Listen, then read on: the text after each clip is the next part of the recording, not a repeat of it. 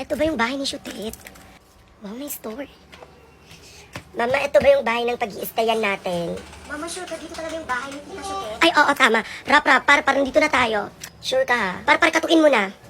Ano pala pangalan? Shutet. Shutet yung pangalan ng tita mo. Tao po, Tita Shutet. Sino na kaya yan? Tao po. Ay, hindi ba siya? Ay, pasok kayo dito. Dito. Tara. Feel the pain until it hurts. Dito, pasok kayo. Pagpasensyahan niyo lang tong bahay namin, ha? Ay, Shutet! Hello, long time no see! Ang ganda nitong bahay niyo. Ay, Tita Shutet! Hi, Tita. Pasok na po. Ano, na-miss kita. Pangit ka pa rin, in fairness. Wait lang, nauuhaw ako. Pwede ba? Pahingin nga ako ng Coke. Di ba may store ka naman dito? Kuha na ako. So mga pamangkin, ito yung sala namin. Huwag kayong mahihiya, feel at home lang, okay? Tapos dito sa unang kwarto, kwarto yan ng pinsan nyo, pero dyan muna kayo mag-i-stay for the meantime. Tara, tingnan natin. Ayan, dito kayo mag-i-stay. Ay, wow, bongga. Ay, taray. Ay, may study table din. Ay, God, ang ganda. Ay, kuya, doon ako matutulog. Doon ako.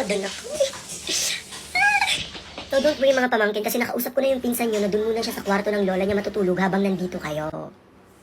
O sige na, bahala na muna kayo kung ano yung gusto nyong gawin dito. Basta kung may gusto lang kayong sabihin sa akin, nandun lang ako sa kitchen, okay? Mag-prepare lang ako ng lunch natin. Sobrang sarap ng royal.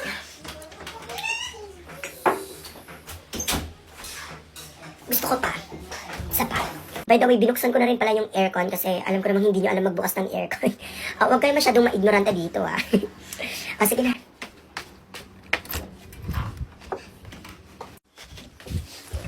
Dito ako. O, di dyan ka, pake ko. Dito na lang ako. Oh my God, sobrang ganda. Hoy. Huwag ka masyadong magulo dyan para nakakahiya.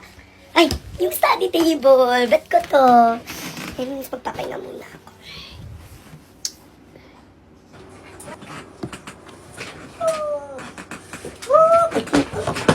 Wala, ang cute. Sana all may ganito. Kuya, tignan mo, nakakaingit tong mga ganito ni pinsan. Yung mga ball pens. Ang cute. Par. Baka makasira ka dyan, ha? Dito ka muna sa table tong bag ko.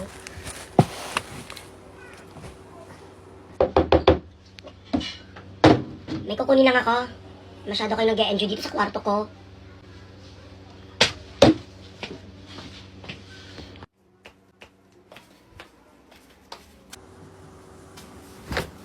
Ako patuloy yung nag-adjust sa inyong dalawa.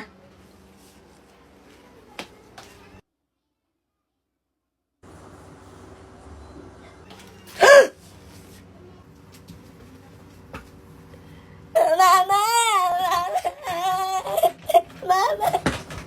Nasaan na yung mga sharpies ko dito, yung mga ballpens, Mama!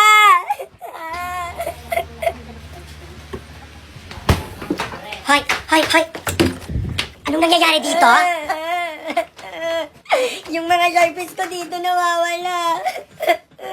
Abay, ewan ko. Ay, bakit mo kami sinisigawan? Sinigawan ba kita? Umiiyak ako dito eh. Mababagalitan ako kay mama. Tanungin mo kayo si kuya, baka siya yung kumuha. Ano na naman bang kasalanan ko? Diyos ko, ang tahitahimik ko dito. Natutulog nga ako dito eh. Aminin mo na kuya, huwag ka lang magsinungaling pa. Mama, since walang umaamin, i-check mo na lang yung mga bag namin, mama. Sige! O, nandito yung bag ko, i-check nyo na. Mama, andito po yung bag ko. Pero unahin natin i-check kay kuya. Ako na po mag-check, mama.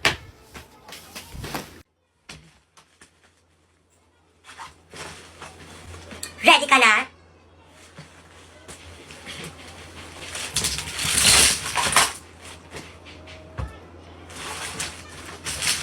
Ano tong mga to, kuya? Oh, ikaw, ano naman yung mga guhit-guhit dyan sa palad mo? Itong mga to? Wala. Trinay ko lang muna kung maganda bago ko siya ilagay sa bag ni kuya. In fairness, maganda naman. Ito ba yung bahay ni Shutet? Wow, may store. Mama, ito ba yung bahay ng pag-i-stayan natin? Mama, sure ka dito talaga yung bahay ni Tita Shotet? Ay, oo, tama. Rap, parang dito na tayo. Sure ka ha? Par, katukin mo na. Ano pala pangalan? Shotet yung pangalan ng tita mo. Tao po, Tita Shotet. Sila na kaya yan? Tao po. Ay, nandiyan na siya. Ay, pasok kayo dito. Dito. Tara. Feel the pain until it hurts you. Dito, pasok kayo. Pagpasensyahan niyo lang tong bahay namin, ha? Ay, Shotet! Hello, long time no see! Ang ganda nitong bahay niyo. Ay, Tita Shotet! Hi, Tita. Pasok na po. Ano, na-miss kita. Pangit ka pa rin, in fairness. Wait lang, nauuhaw ako. Pwede ba? Pahingin nga ako ng Coke. Di ba may store ka naman dito? Kuha na ako. So, mga pamangkin, ito yung sala namin. Huwag kayong mahihiya. Feel at home lang, okay? Tapos, dito sa unang kwarto yan ng pinsan nyo, pero dyan muna kayo mag-i-stay for the meantime. Tara, tingnan natin. Ayan, dito kayo mag-i-stay. Ay, wow, bongga.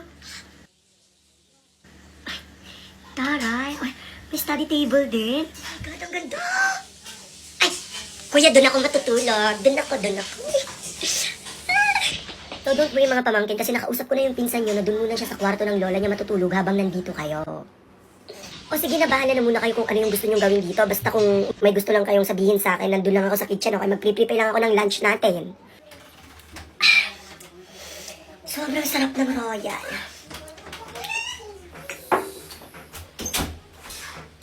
Gusto ko pa.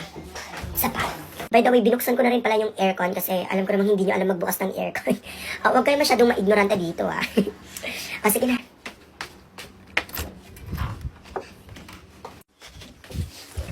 Dito ako. O, di dyan ka, pake ko.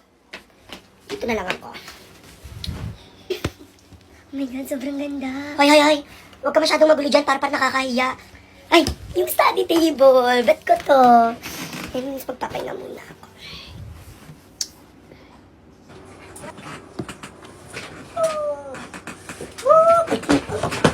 Ang cute. Sana all may ganito. Kuya, tignan mo, nakakaingit tong mga ganito ni pinsan. Yung mga ballpens, ganito. Ang cute. Par. Baka makasira ka dyan, ha? Dito ka muna sa table tong bag ko.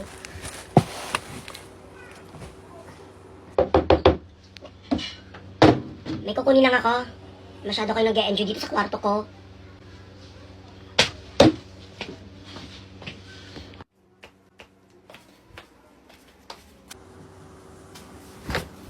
Ako patuloy yung nag-adjust sa inyong dalawa.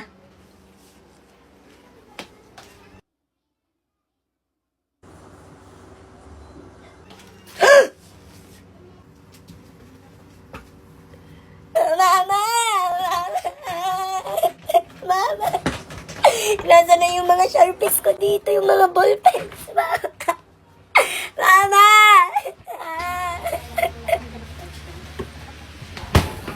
Hoy! Anong nangyayari dito? Yung mga sharpies ko dito nawawala. Abay, ewan ko. Ay, bakit mo kami sinisigawan? Sinigawan ba kita? Umiiyak ako dito eh. Mababagalitan ako kay mama. Tanungin mo kayo si kuya, baka siya yung kumuha. Ano na naman bang kasalanan ko? Diyos ko, ang tahitahimik ko dito. Natutulog nga ako dito eh. Aminin mo na kuya, huwag ka lang magsinungaling pa.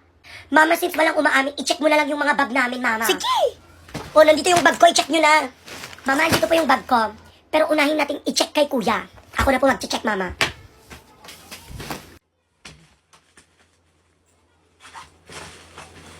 Ready ka na?